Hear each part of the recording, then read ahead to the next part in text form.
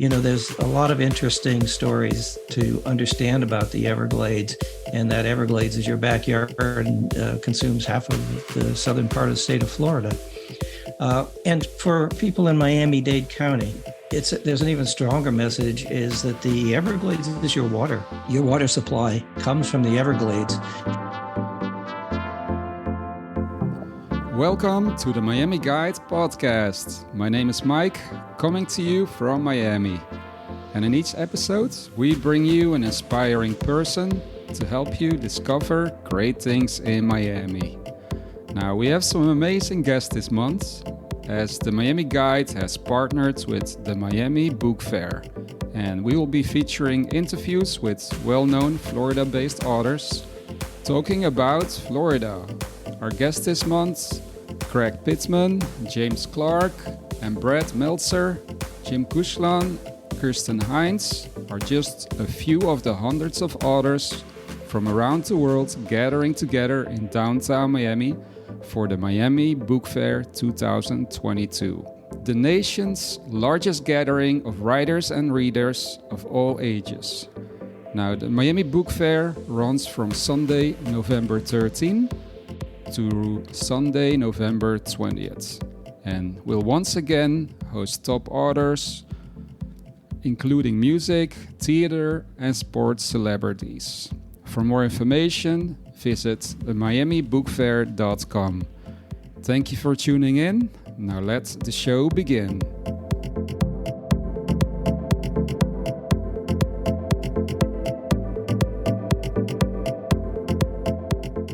Okay, well, nice meeting you all, and welcome to the Miami Guide. Thank you for being on the podcast. Thank you for having us. Yeah, love hearing more about your story and the books, and all about Florida and mostly the Everglades.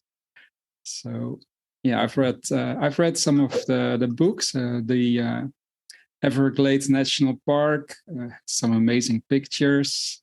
Can you first of all introduce yourself and tell us something about what inspired you to write about the Everglades? So we're both biologists by training, but are now writers, and Kirsten's a professional wildlife photographer.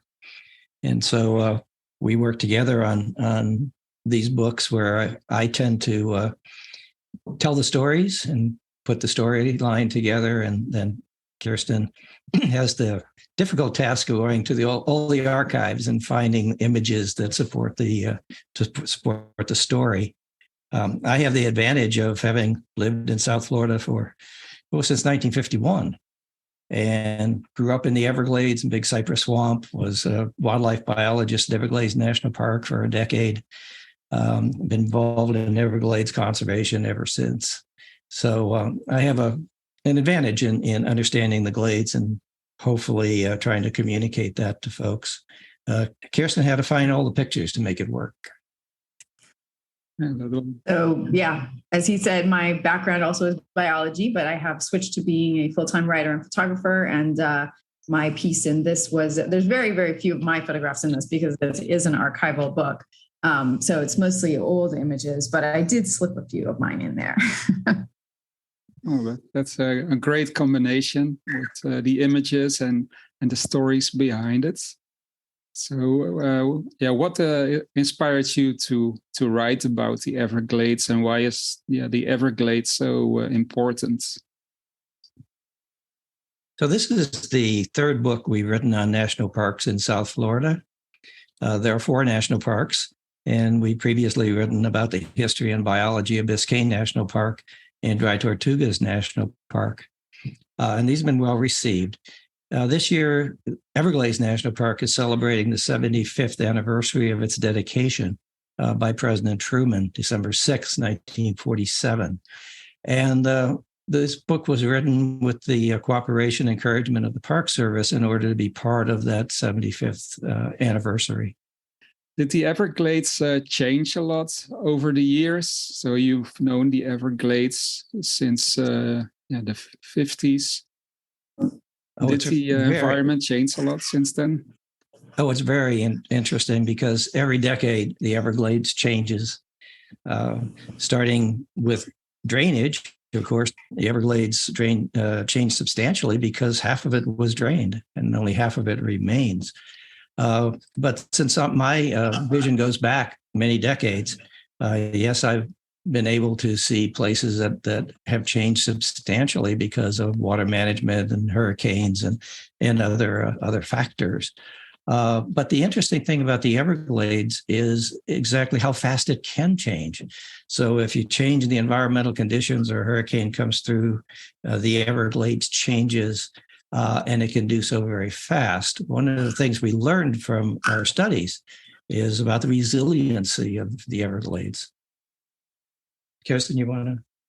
One of my favorite images in the book, and it's, really in combination, you have to think of it in modern times as well, is going to see the Everglades used to be a tourist attraction in Miami. And so they had the Sally Tower, and people would take a boat, all fancy. They're wearing all these fancy clothes, and they're going up this boat to go see the Everglades, and they're in a safari style boat. And then they get to this spot where they get out and they hike up this tower and they can look out over the vast Everglades. And so we have pictures of those historically. But if you were to place that same tower in modern placement, it would be overlooking the Miami International Airport. Oh. So it gives sense of how vast the Everglades used to be, and really kind of where it is now, and yet if you go to the Everglades National Park without knowing that, it still feels really vast, and it is still very much functioning as an ecosystem, and it's supporting an incredible diversity of wildlife and plants, that a mix of which you would not find anywhere else in the world. Yeah. Can you also tell us something about, well, first of all, yeah, it's amazing what you guys are doing and documenting everything, especially, to keep track of everything. Can you also tell us something about the wildlife in the Everglades, and what can we find there today? So the Everglades Park in part came about because of the interest in wading birds, particularly herons, egrets. Egrets had these long plumes that ended up on ladies' hats in the late 1800s, early 1900s. And that slaughter of egrets in the Everglades and the murder of the warden who was guarding them brought Everglades conservation to the forefront of the national conservation movement. Well, those birds, although they declined substantially, first because of plume hunting and then because of changes in the environment, are doing, for the most part, very, very well right now. So you could go out to the Everglades, particularly in the drying season, when the waters fall and fish concentrate and the birds concentrate to feed on them. You can see aggregations of hundreds to thousands of birds. In recent years, white ibis, which is the most abundant bird, has nested in the hundreds of thousands. So the birds have adjusted to a great extent. Some species are still adjusting, like roseate, spoonbills, and wood storks. But nonetheless, those wading birds that cause the national attention to the Everglades are still there, and they're in great numbers that you can see. Of course, there's many other wildlife that you can see there too. I think one of the things that makes the Everglades special is because, South Florida in general is a very unique environment because we are attached to temperate North America, but we have all of these species that have populated from the Caribbean. So we have a lot of tropical species as well. And I think alligators and crocodiles are a perfect example of that. There is nowhere else in the world that you can go and see both these temperate origin alligators with also these tropical crocodiles. And so, I think that's part of what's so special about it is it's this nice mix of temperate and tropical in this really unique habitat. And how many different kinds of species are we talking about, for example, for birds? Well, there's something like 300 species that have been seen. Well, actually, Kirsten, you know the number. Well, there's been, for Florida in general, have over 500 species that have been documented. Not all of those live here all the time, and some of them are more in the Panhandle than down here in the Everglades. But we have that's a huge number. So we're dealing with 300 species of birds have been reported. as she says, not there all the time, maybe passing through. We have like 30 species of animals, of mammals, 50 species of reptiles. So it's quite diverse. And the plants are also diverse because just like the animals, we have plants that have come down here from the southeastern United States, like bald cypress. And then we have hammocks. We call them tropical hammocks, but they're really tropical forest. And those have the same species as you would find throughout the Caribbean. And there are literally hundreds of species of plants, many of whom are endangered and are found only here. And some of the animals too. So he was talking about those tropical forests, for example. We have a snail, the ligulous snail, that it's found Cuba and the Everglades, basically. We have some really special things in the Everglades. What about the endangered species? Which species needs the most attention right now, do you think? Well, there are 36 species that are listed as endangered or threatened. And you'd be hard to find a place outside of perhaps Hawaii that has more endangered species. The interesting thing about the species is that many of them are doing very well. And they're doing well because they've accommodated to management, and management has specifically accommodated to them. So for many years, we were concerned about the snail kite, which is a hawk that eats snails, has a big down-curved bill and extracts the snails. And we were very concerned about its population. Oddly, a new exotic non-native snail showed up and expanded, and the Everglade kite is now eating that and is doing very well. I suspect the species to be most concerned about is a very small sparrow called the Cape Sable seaside sparrow, found only in South Florida, a subspecies of seaside sparrow.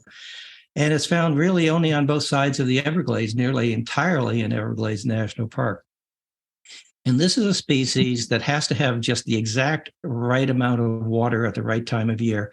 And it has to be dry for several months of the year in order for it to reproduce. So that's probably the species that is most vulnerable to manipulations and changes in the way we manage water.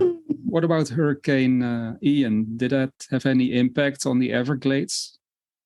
It had two impacts. It did knock out a little bit of mangrove, not anything like previous hurricanes like Irma, killed off about 40% of some mangrove spots.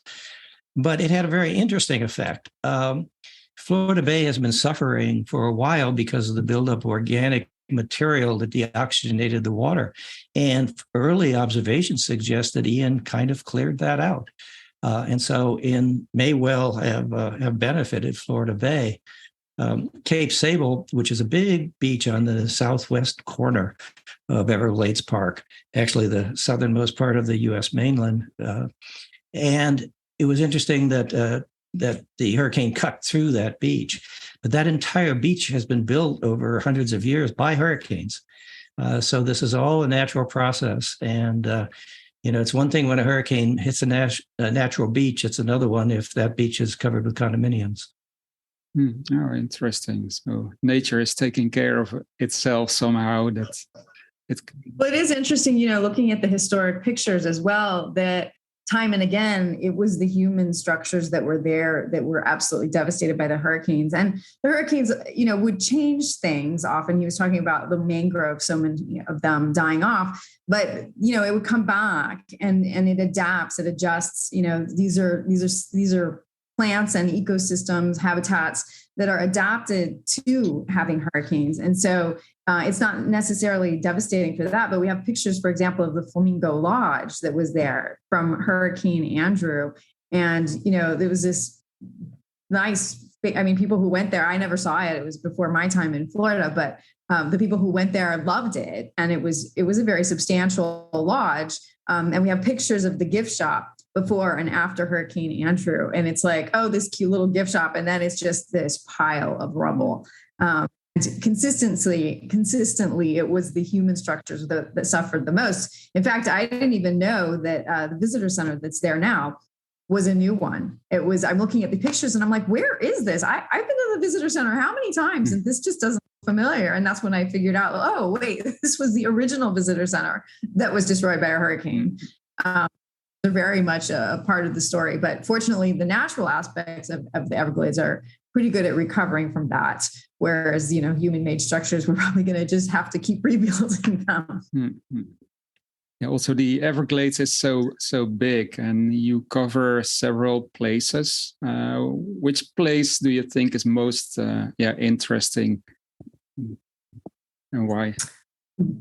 Interesting. Well, that's a hard one. I think the one people are most know the most are actually the picture behind me is the one that ended up on the cover of the book. And the reason was because you want to choose for the cover something that people make them think of the Everglades, right? You want people in there. You want it to be a place that people recognize. And with the Everglades, it's hard to do that because, as you say, it's very vast. It's very flat. So it's hard for, what do you choose? What's the iconic image other than an alligator? But you want it to be something people look at and they're not just like, oh, there's an alligator. It's like, oh, I've been there. Mm-hmm. And so that became Anhinga Trail. Because there's always wildlife there. It's essentially a giant artificial gator hole. And so even in the driest periods, you have lots and lots of wildlife that's concentrated there. There's always something to see. Most visitors who come to Everglades, they go to the main visitor center. And this is very close to that visitor center. So I think most people, even if they haven't explored more widely, they've gone to Anhinga Trail. And I think they're fascinated by it because it's animals, a mixture of animals that they wouldn't see elsewise. And it's very close, it's like, it's right there. But that's from kind of like the average visitor perspective. I don't know, Jim, you want the deeper biologist, been out there and seen everything viewpoint? No, I mean, any biologist is just thrilled to go to Anhinga Trail because the animals there are accommodated to people. They behave in their normal way. They don't care the people are there looking at them. Whereas if you try to approach these same animals other places, they'll fly away or walk away or go underwater so you can't watch them. Whereas there, the animals are behaving the way that they always did, and it is the most fascinating place. And you can just spend hours there. Another good one actually is Shark Valley also, because you can also get very, very close and they're used to people and it's easily accessible and you can bike through. So you can go, feel like you've gone a little bit further and seen a little bit more of it as well. Plus they have the nice tower at the end, which you can go up and then have a different perspective on it. It gives you a better view on how vast this landscape really is. Mm-hmm. So Anhinga Trail is access from Homestead. And it's right as you go in the park. And then Shark Valley is accessed from US 41 Tamiami Trail at the north end of the park. Both are very accessible. Okay. Well, you'll share that with our audience as well. Or do you want to keep it secret? I don't know. Oh, no, those are not secret locations at all. And we want them to go out there. We want them to see how cool it is. Yeah. What about flamingos? Are they still doing well? Because I heard some stories that they were also struggling and that they haven't been seen as many as before. Because Florida and especially Miami is known for the pink flamingos. So what's interesting is that when John James Audubon, who was kind of the first big name naturalist to ever make it all the way to South Florida, he documented flamingos in large flocks. And in fact, and this was, I don't know, help me out with the year, Jim. 1832. 1832. And so at that time, they were actually hunting flamingos in Key West for food. There were lots of flamingos here at that time, but just like even now, the crocodiles are kind of at the northern end of their tropical distribution. That was the case with flamingos too. But between habitat change and overhunting, their numbers declined hugely to the point where they entirely left Florida for quite some time. And in fact, for a long time, people forgot about the fact that they were native species in Florida. And it's only been recently as their population is recovering throughout the Caribbean, and they're starting to return to old grounds that they used to use. And so now they're returning to Florida. And it's only been in the last actually even just the last 5 to 10 years that people have really dug into this and done, they've done a lot of really great work out of Zoo Miami, and they've had, of course, other collaborators. But they discovered that, the DNA and historic evidence suggests that, they should be native species. And their numbers look like they're recovering, and we're getting more and more sightings all the time. And in fact, even in the middle of the state, we're starting to get wintering flocks of bigger numbers in the stormwater treatment areas that they're coming in during the winter in flocks. Not just, for many years, it was just individuals were being seen. And most people assumed, those are escaped pets, because there's still some captive populations in South Florida, which was quite the rage in the 1920s and 1930s, was to have captive flamingos. So those were always kind of blamed on these captive populations. But now over time, we know that that's not necessarily true. In fact, the one that they caught, Zoo Miami, was radio tagged, the one that they caught in Key West, and it went all the way to Mexico. So we do know that they're coming and going from the Caribbean. And like I said, now we have flocks as well. So I think it's a really good sign that overall the flamingo population is recovering and they're beginning to call Florida home again. That's good news. So, yeah. It is. Which species are the most hardest to spot in the Everglades? Is that the Florida panther maybe, or? That would probably be my wager, would be the Florida panther. I don't know. What do you think, Jim? Maybe small mammals. Yeah, that's true. Small mammals. How'd you follow on that? Yeah. So panthers are actually recovering. We're seeing a few more of them. They are centered more on Big Cypress National Preserve, that area. And they do, of course, make it into the Everglades as well. But there's higher numbers of them in the Southwest at the moment. But small mammals, on the other hand, the python introduction began in Everglades National Park. And that's where we've had the populations of this invasive species that's been introduced from Asia. And everywhere that snake has been, the numbers of our small mammals have really crashed, in some places to the point where you don't see them at all. Interesting. Yeah, it's kind of sad. Yeah.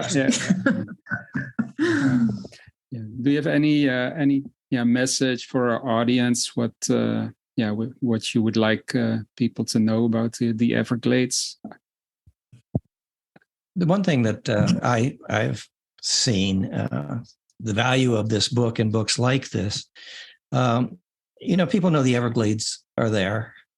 They probably don't quite understand what it's all about. They're just kind of an impediment if you're going to go to Naples. It takes you a long time to go across them.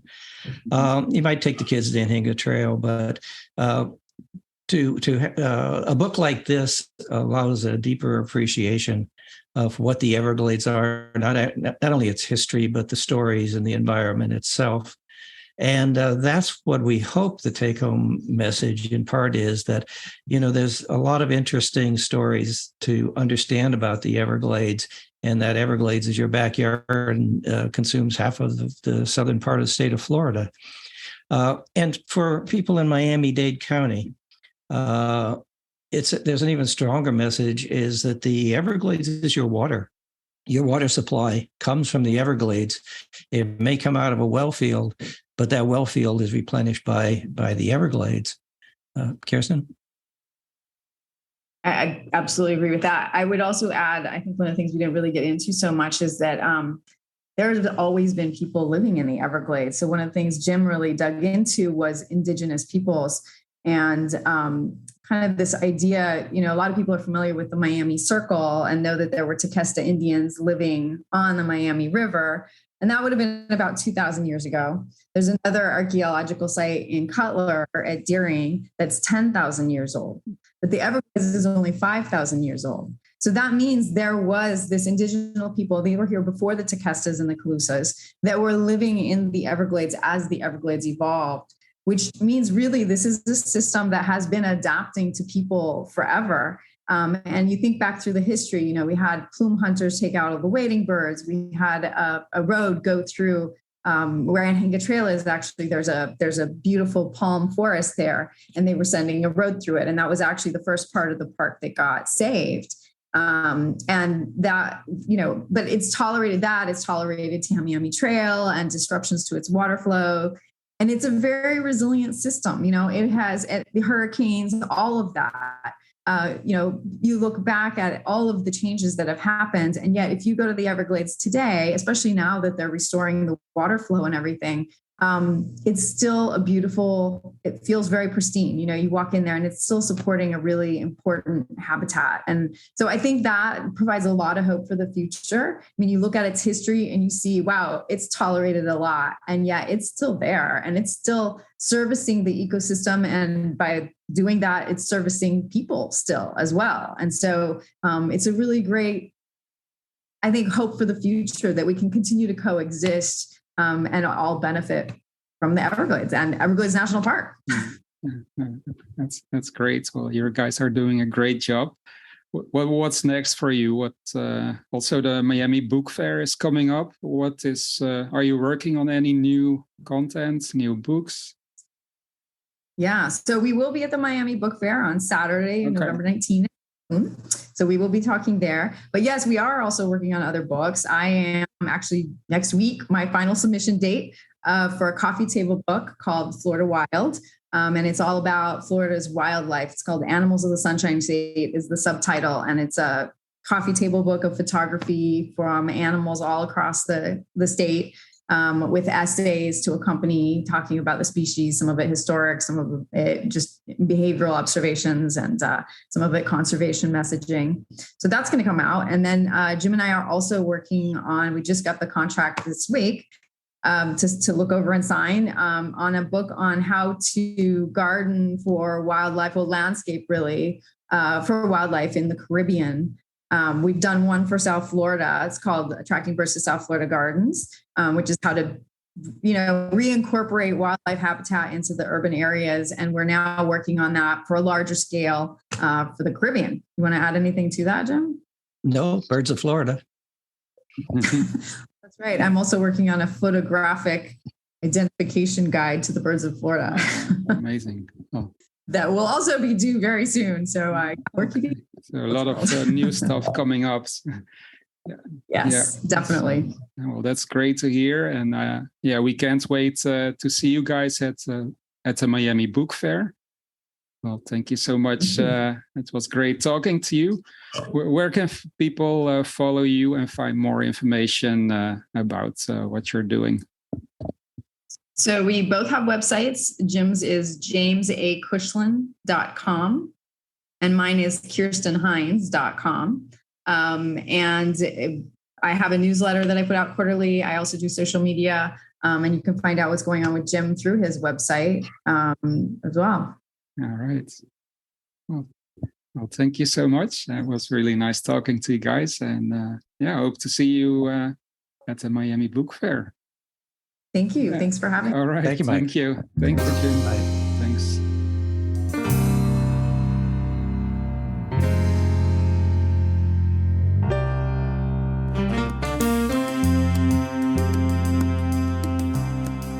Hey guys, I hope you enjoyed this episode of the Miami Guide podcast as much as we enjoyed creating it. Well, you can find more information about our guest in the show notes. And if you haven't subscribed to our show yet, please take out your phone right now and subscribe to the Miami Guide podcast so that you don't have to miss another show. All of our episodes are also on our website, themiamiguide.com. And I would love to hear your feedback about the episodes. I appreciate if you'd leave me a review on iTunes. Well, we have more episodes coming up. We're brewing with ideas, stories and content we can't wait to share with you. Well, once again, my name is Mike and I'm here to inspire you with amazing stories, capturing the vibes of Miami and help you discover the magic of this city. You can follow us online everywhere as The Miami Guide on Instagram, Facebook and our website, themiamiguide.com. Thank you so much for listening and see you in the next episode.